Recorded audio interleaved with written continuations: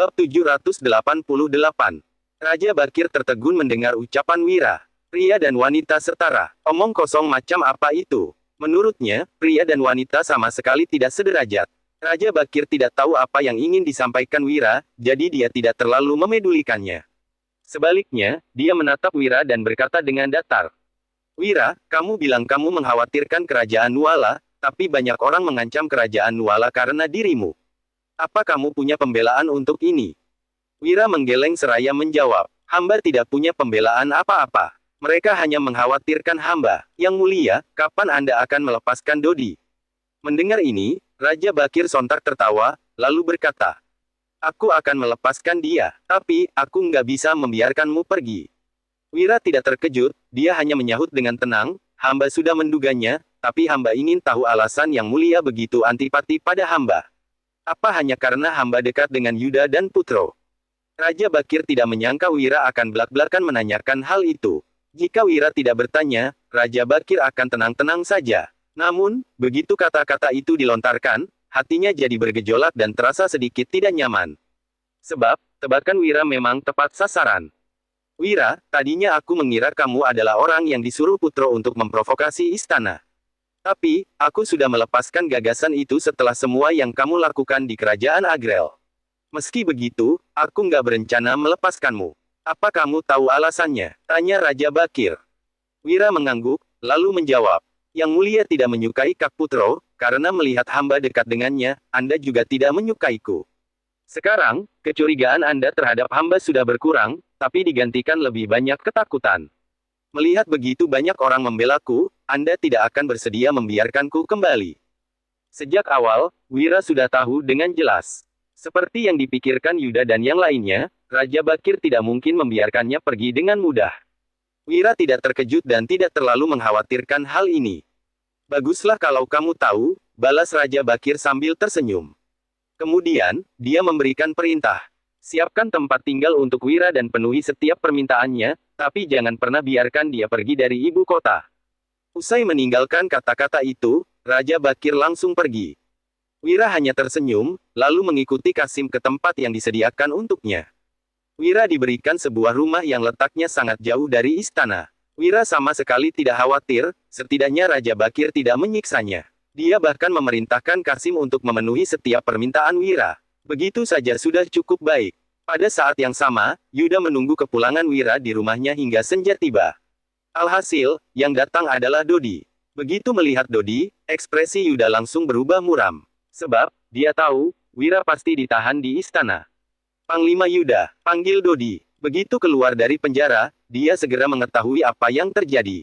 Yuda menarik napas dalam-dalam, lalu langsung pergi ke istana. Dodi mengikutinya dari belakang. Mereka berdua datang ke istana untuk menemui Raja Bakir. Bab 789. Namun, Raja Bakir sama sekali tidak peduli.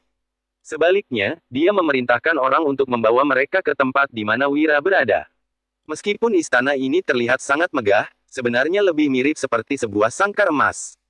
Saat ini, pintu ruangan tempat Wira berada dijaga oleh pengawal. Di dalamnya, juga ada dayang yang melayaninya. Kehidupannya sangat mewah, dilengkapi dengan berbagai hidangan lezat. Kini, Wira tengah duduk di rumah yang diberikan oleh Raja Bakir kepadanya sembari menikmati anggur dan makanan. Kak Wira, Tuan Wahyudi. Saat melihat Wira, mereka merasa sangat cemas.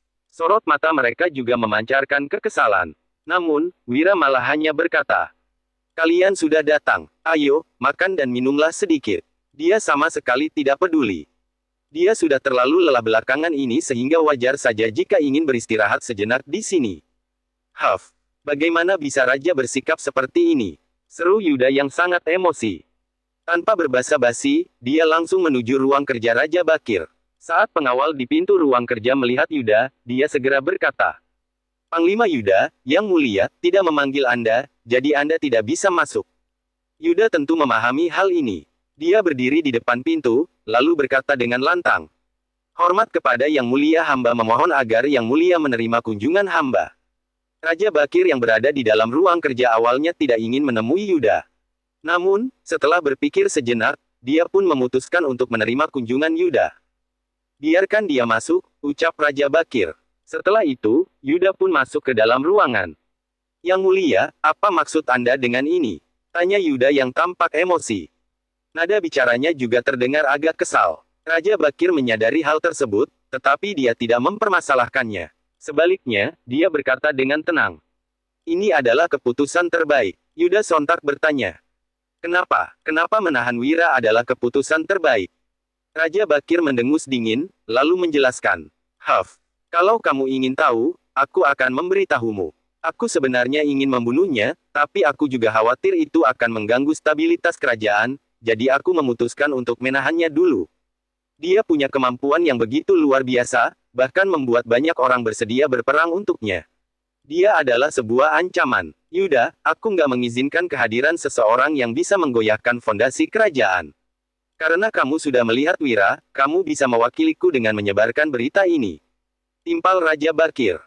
Kemudian, Raja Bakir menegaskan, aku nggak akan membunuh Wira. Aku akan memberinya hidup yang nyaman sampai hari kematiannya, tapi dia nggak akan pernah bisa meninggalkan istana.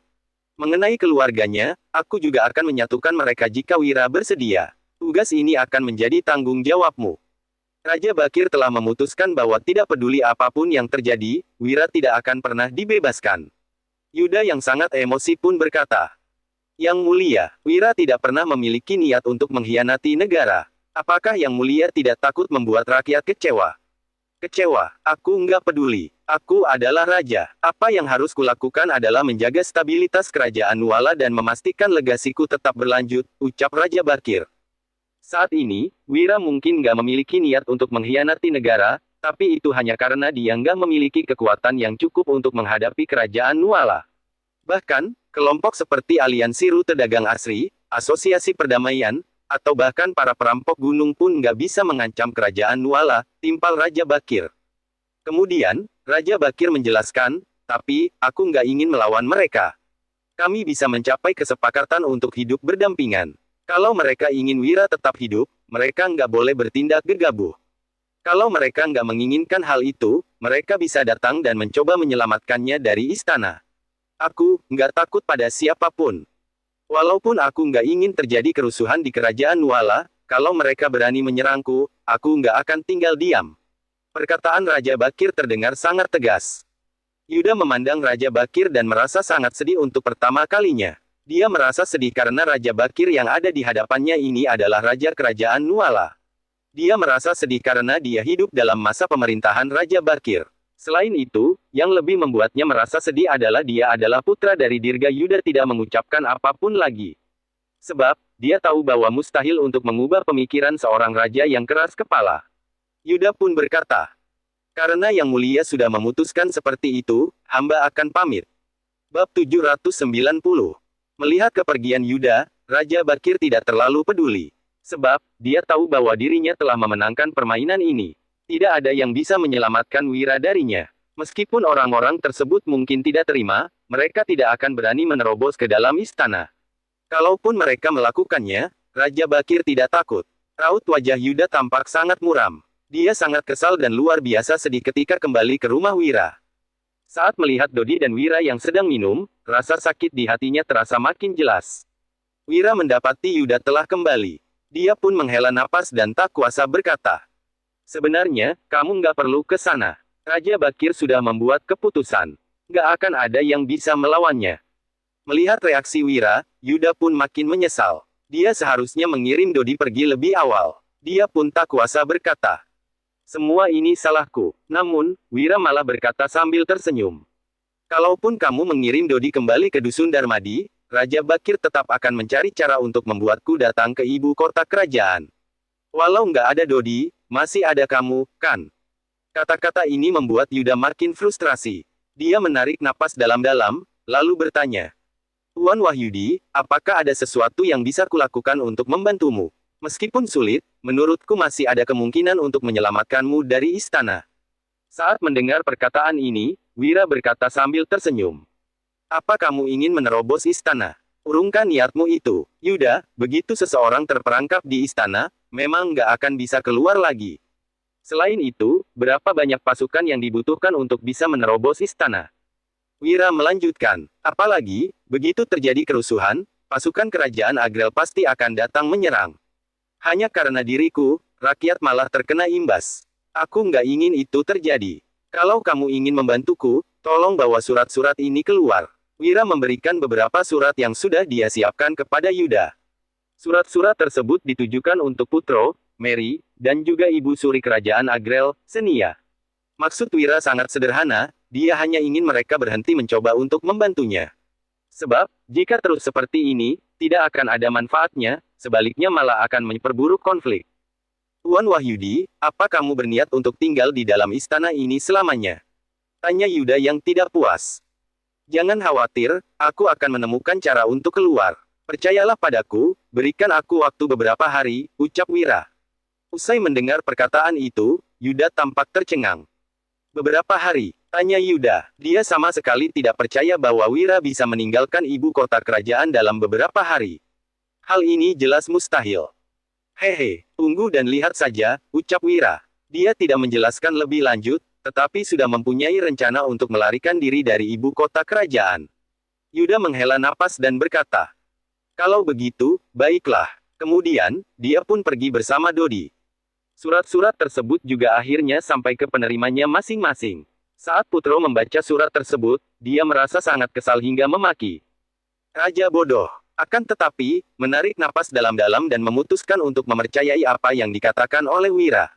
Meskipun dia tidak yakin bahwa Wira mampu lolos dari penahanan seumur hidup, dia memilih untuk menunggu beberapa hari lagi.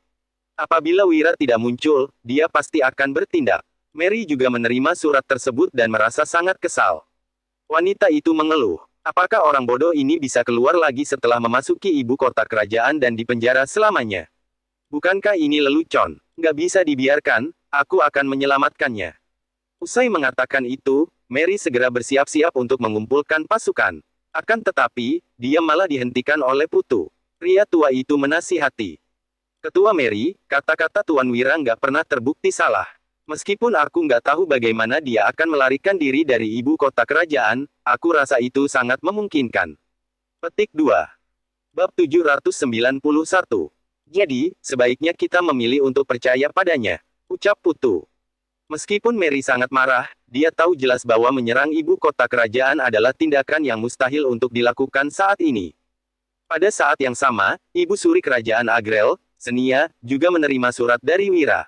Wanita itu berkata, "Kerajaan Nuala, benar-benar lucu. Raja yang nggak berguna itu bisa-bisanya menahan pejabatnya. Ini adalah sebuah lelucon. Wira, karena kamu memintaku untuk menarik pasukan, aku akan memberikan kesempatan kepadamu untuk membuktikan diri. Aku akan memberimu waktu setengah tahun. Kalau kamu nggak bisa keluar dari ibu kota kerajaan dalam setengah tahun, aku akan memimpin pasukan untuk menyerang, sekaligus menyelamatkanmu," ucap Senia. Setelah itu, Senia memerintahkan, sampaikan perintah kepada pasukan perbatasan untuk tarik pasukan. Setelah itu, persiapkan diri untuk setengah tahun ke depan. Senia tidak percaya bahwa Wira mampu kabur dari istana. Itu sebabnya, dia merasa bahwa Wira hanya bisa selamat setelah dia menaklukkan kerajaan Nuala. Hanya dengan cara itu, Wira baru bisa lolos. Bagaimana mungkin Wira bisa kabur ketika ditahan oleh kekuatan satu negara? Senia memang menganggap Wira sebagai jenius langka di masanya. Selain itu, hanya sedikit orang bisa menandinginya. Akan tetapi, hal yang mustahil tetaplah mustahil.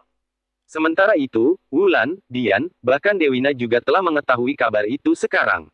Meskipun Wira belum kembali, juga belum menikahi Dian dan Dewina, ketiga wanita itu saling menjaga satu sama lain dan bersedia menunggunya. "Sayang, kami akan menunggumu kembali," ucap Wulan sembari menatap ke arah ibu kota kerajaan. Dian dan Dewina yang berdiri di sampingnya juga tampak berdoa bersama. Gejolak ini telah mereda bahkan sebelum dimulai. Saat Raja Bakir melihat laporan dari faksi penasihat kanan, dia pun tersenyum. Baik itu asosiasi perdamaian, aliansi rute dagang asri, maupun perampok gunung di berbagai wilayah, semuanya telah mundur. Raja Bakir telah menduga hal ini sebelumnya. "Wira, aku cukup penasaran, apa yang bisa kamu lakukan kali ini?" ucap Raja Bakir sambil tersenyum. Setelah itu, dia pun bertanya, "Apa yang sedang Wira lakukan?" "Yang mulia, dia entah apa yang sedang dibuat olehnya. Dia terus-menerus mengetuk setiap harinya," jawab pengawal. Namun, Raja Bakir sama sekali tidak peduli. Dia nggak bisa melakukan apapun di istana. Mungkin dia hanya merasa bosan, biarkan saja. Karena aku sudah berjanji untuk memberikan kehidupan mewah, aku nggak akan menjilat ludahku sendiri. Usai berkata demikian, Raja Bakir meninggalkan ruang kerjanya dan menuju rumah yang ditempati oleh Wira. Dari kejauhan, dia sudah bisa mendengar suara pukulan yang sedang dilakukan oleh Wira. Ketika masuk, Raja Bakir baru menyadari bahwa Wira sedang membuat keranjang kayu besar. Orang yang paham pasti tahu itu adalah keranjang kayu, tetapi yang tidak paham mungkin akan mengira itu adalah peti mati. Wira, apa yang sedang kamu lakukan? Tanya Raja Bakir sambil tersenyum. Wira menjawab, oh, Yang Mulia, aku nggak melakukan apapun, hanya merasa bosan saja. Kehidupan yang penuh kemewahan terkadang membosankan, jadi aku mencari sesuatu untuk dilakukan. Raja Bakir tidak banyak berkomentar, sebaliknya dia berkata, baik asosiasi perdamaian, aliansi rute dagang asri, ataupun perampok gunung di berbagai wilayah, mereka semua sudah mundur. Pasukan perbatasan dari kerajaan Agrel juga sudah mundur 50 km. Wira, sepertinya orang-orang ini nggak berani mengambil risiko besar demi dirimu. Wira sama sekali tidak peduli dengan komentarnya, itulah yang diinginkan olehnya. Dia tahu bahwa dirinya bisa kabur kapanpun dengan mudah. Apabila mereka terlibat, itu justru akan lebih merepotkan. Perkataan Yang Mulia benar, jawab Wira yang sama sekali tak acuh. Kalau ada yang kamu butuhkan, katakan saja. Aku sudah berjanji untuk memberimu kehidupan yang nyaman, jadi aku akan memenuhi janjiku, ucap Raja Bakir. Setelah itu, dia pun tertawa terbahak-bahak. Saat melihat penampilan Wira, entah kenapa dia merasa sangat puas, namun, Wira hanya tersenyum. Sebab, tidak lama lagi, dia akan segera meninggalkan istana. Raja Bakir tidak tahu apa yang ada di pikiran Wira. Dia hanya percaya bahwa Wira benar-benar telah menyerah, mengingat betapa sulitnya untuk melarikan diri dari istana. Kalaupun Wira tidak menyerah sepenuhnya dan masih memiliki ambisi besar, apa yang bisa dia lakukan? Sembari berpikir demikian, Raja Bakir pun langsung pergi. Hanya saja, faksi penasihat kiri sangat cemas melihat Wira yang dipenjara di ibu kota kerajaan. Sebab, hal ini membuat Wira tidak mampu menunjukkan bakatnya. Namun, mereka juga tahu bahwa mereka tidak akan mampu melawan tekad Raja Bakir. Meski tidak dapat mengubah keputusan Raja Bakir, Kemal tetap datang ke ruang kerja Raja Bakir. Saat ini, Raja Bakir tengah melirik Kemal. Pria itu tidak banyak berkomentar selama beberapa hari terakhir. Entah apa tujuannya datang menemui Raja Bakir hari ini. Namun, itu sudah pasti berkaitan dengan Wira. Kemal, silakan duduk, ucap Raja Bakir dengan tenang. Kemal pun mengambil napas dalam-dalam sebelum duduk di hadapan Raja Bakir. Kemudian, dia perlahan-lahan membuka pembicaraan. Yang Mulia, hari ini hamba datang untuk meminta izin. Raja Bakir tertegun sejenak, lalu berkata, nggak masalah. Selama itu demi kerajaan Nuala, demi dunia, dan demi rakyat, aku akan mengizinkanmu. Mendengar ini, Kemal pun berkata seraya tersenyum. Yang Mulia, ini bukan demi dunia atau demi rakyat, melainkan demi hamba sendiri. Mendengar pernyataan tersebut, Raja Bakir malah menjadi tertarik. Sebab, selama ini Kemal selalu merencanakan segala sesuatu demi dunia dan tidak pernah mengungkapkan keinginan pribadinya. Bagaimana bisa tiba-tiba dia mengatakan hal seperti ini? Itu sebabnya, Raja Bakir pun berkata, coba katakan, aku akan mendengarkanmu. Kemal akhirnya berlutut di lantai, lalu tak kuasa berkata, hamba mendengar bahwa Wira sangat luar biasa. Jadi, hamba ingin mengobrol dengannya. Apakah boleh? Raja Bakir tidak menyangka bahwa Kemal akan membuat permintaan seperti ini. Dia agak terkejut, tetapi tidak menolaknya. Raja Bakir pun berkata, ternyata hanya demi ini. Nggak masalah, aku izinkan. Saat ini, Wira benar-benar sudah terkurung. Tidak ada perbedaan yang signifikan, baik ada yang mengunjunginya atau tidak. Dia tahu bahwa Wira tidak memiliki cara untuk membalikkan keadaan, jadi dia pun mengabulkan permintaan Kemal setelah mendapat izin. Kemal sangat gembira dan segera memberikan penghormatan kepada Raja Bakir dengan berkata, terima kasih, Yang Mulia. Raja Bakir tak kuasa bertanya dengan penasaran. Kemal, kamu hanya akan pergi menemui orang biasa. Apa yang membuatmu sangat bersemangat? Kamu bahkan berlutut dan memberikan penghormatan seperti itu. Mungkinkah benar-benar karena Wira memiliki bakat luar biasa? Sebelumnya, Raja Bakir tidak pernah percaya pada bakat Wira. Namun, kemampuannya untuk kembali dengan selamat dari kerajaan Agrel telah menimbulkan keterkejutan di hatinya. Mampu kembali dari tempat itu menunjukkan bahwa Wira memang memiliki bakat luar biasa. Akan tetapi, dia tidak ingin memberdayakan Wira. Hamba hanya merasa penasaran, Yang Mulia. Bagaimanapun, hamba sudah mendengar tentang beberapa prestasi Wira dan merasa tertarik. Jadi, hamba ingin pergi menemuinya, jelas Kemal sambil tersenyum. Raja Bakir pun mengangguk, lalu berkata, baiklah, kalau itu alasanmu, aku nggak akan berkomentar lebih lanjut. Kamu bisa pergi sekarang. Dia langsung mengizinkan Kemal untuk pergi. Begitu mendengar perkataannya, Kemal sontak menurut dan bergegas meninggalkan ruang kerja istana. Dia langsung menuju rumah tempat Wira berada tanpa ragu sama sekali. Ketika berjalan masuk, dia melihat Wira sedang mengetuk sesuatu di sana. Saat melihat Wira, dia tidak melihat sedikit pun rasa putus asa, kecewa, ataupun kehilangan harapan. Sebaliknya, pemuda itu malah sangat bersemangat. Setelah sampai pada tahap ini, bagaimana bisa Wira masih memiliki semangat seperti itu?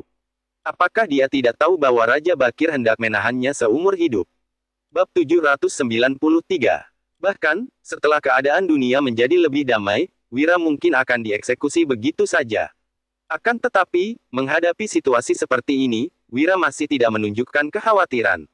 Mungkinkah dia telah sepenuhnya kehilangan semangat dan hanya ingin menikmati sisa hidupnya? Wira tidak tahu bahwa Kemal telah datang.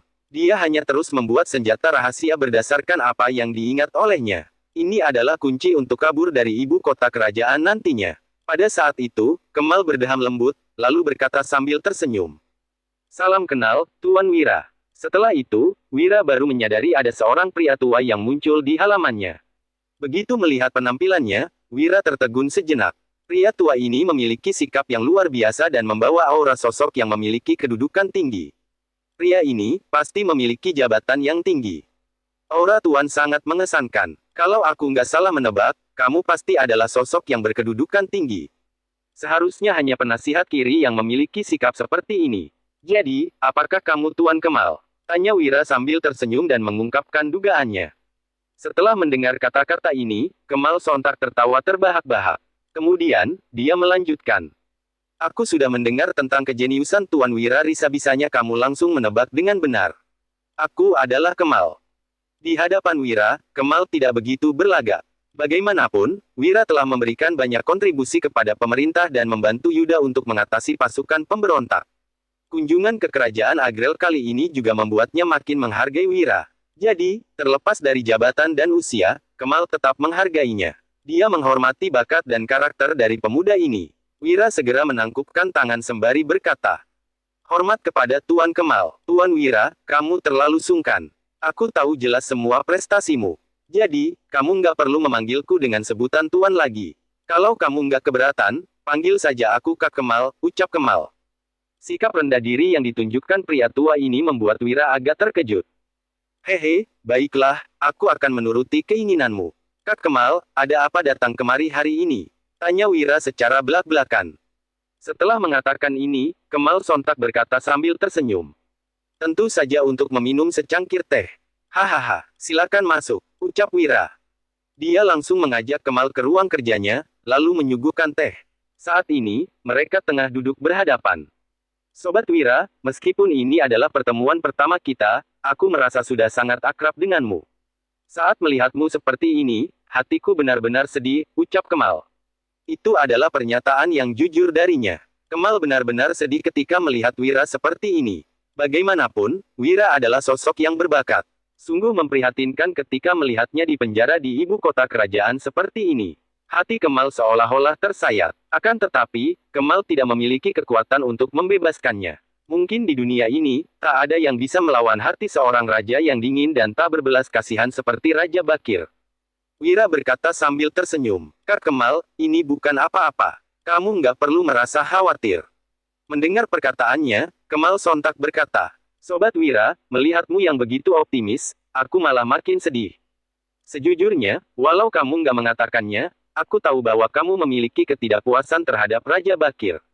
Hanya saja, kamu mempertimbangkan martabat Raja Bakir sehingga nggak berani mengungkapkannya.